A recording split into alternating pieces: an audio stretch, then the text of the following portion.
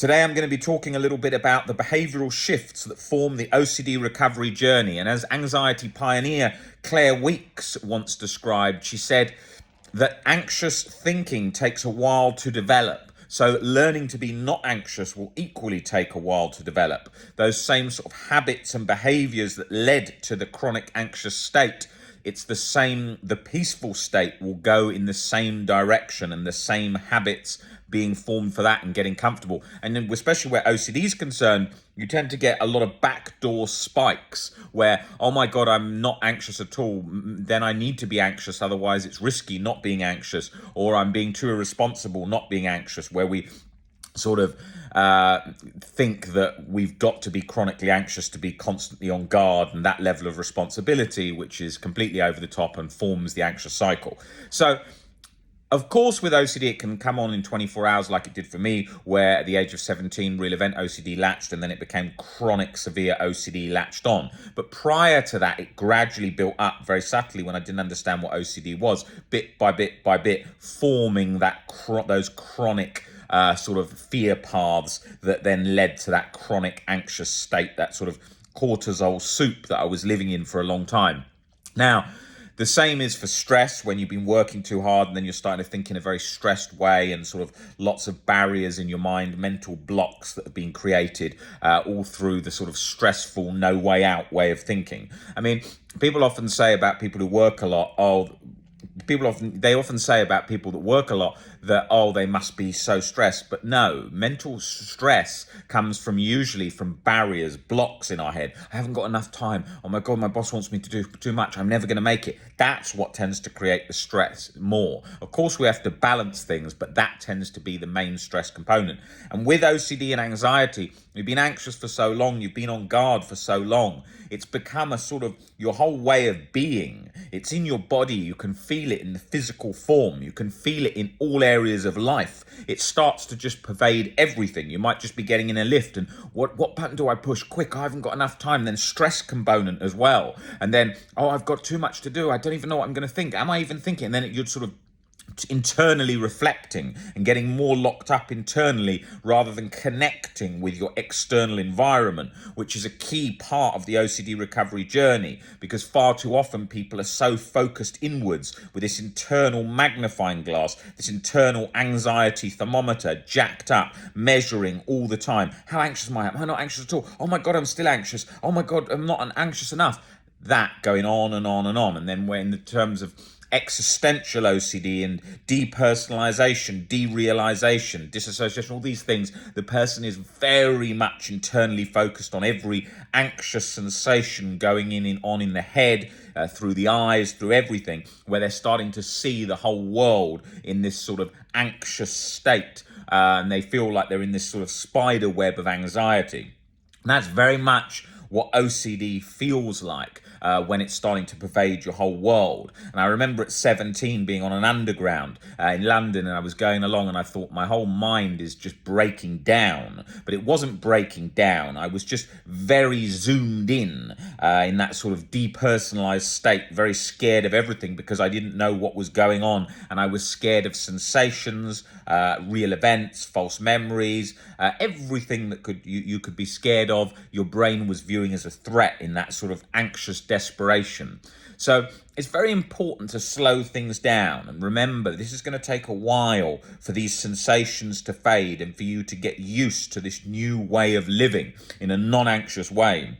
I don't experience any chronic guilt or chronic anxiety today at all. And my baseline state is a non-anxious, peaceful, sort of like factory reset-like state.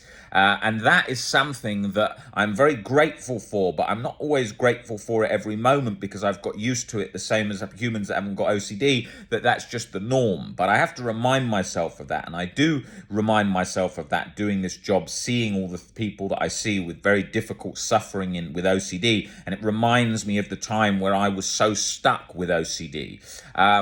So that's really important to remember, and also to tell you that from a position of hope, that you can recover no matter how long you've been stuck, no matter what age you are. You can recover with persistence, with practice, with time. Don't listen to the naysayers. You can recover.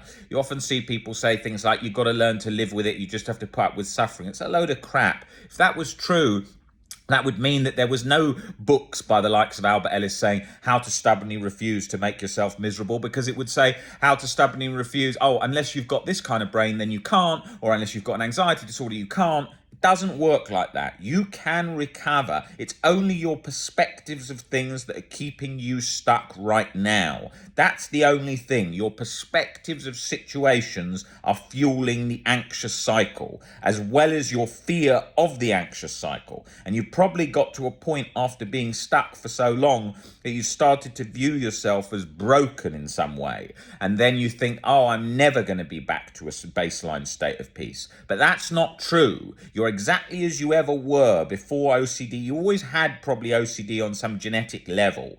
And so all that's happened is you've just got into a very anxious-like state through lots of feared scenarios that have built up and built up and built up. And you're just generally in a state of being scared, and additionally scared of events that the brain is scanning for, as it's scanning with this faulty smoke alarm like sense to every single trigger. But that will calm back down, as it always has. It's just because you're very scared at the moment of these situations. So work towards acceptance, work towards being in a more peaceful state, but just take your time. Don't rush it. Don't force it. Let it come along as it goes. Because any attempt to force to sort of grab a stick in a river and sort of clean the muddy water by twirling it round fast makes the river more muddy and more murky. So you're going to have to pace yourself. Go along slowly. Have hope. Think of all the things that you've overcome in your life so far.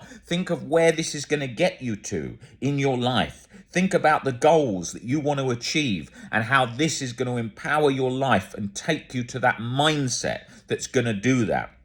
Everything in the world is mindset. If you look at people that are super successful, it comes down to mindset. They're rarely lazy, spending most of their day watching Netflix and playing computer games. They're utilizing their time to give them the best benefits towards benefits of achieving their goals. That's what they're doing. And once you start to look at days as a very limited period in this vastness of time in the universe, you will start harnessing this time to your maximum potential and using that. Every day I wake up, I think, what am I going to do with this day? Because I'm trading one day of my very short life in this vast amount of time for that. And so does it want to be sat not doing many things? Of course, at times that's nice for the general sense of relaxation and enjoying things to do with that, like when we're on vacation. But you want to be trying to utilize time for the benefit, for the things that you want in your life. And when it comes to OCD recovery, that means there's a lot of things you've got to do and you've got to work on. And on this channel, we cover it in detail because we provide a lot of free resources on education for OCD, as well as the services we provide in one-to-one coaching and the webinars and so on. But you really want to be thinking, what can you be doing? Reading. What can you be doing? Breaking down your beliefs. What can you be doing? These kinds of things. How can you be improving your life structure? Fitness, exercise, healthy eating, connecting with your family, work life, relationships. All of these key components for improving your life. Focus on them. Don't waste a day. Go and grab life. Go for this. You've got one shot here. You can do it. Even with anxiety, even with all these mental barriers going around right now, there is hope. Take it one day at a time. Go for it bit by bit and you will get there.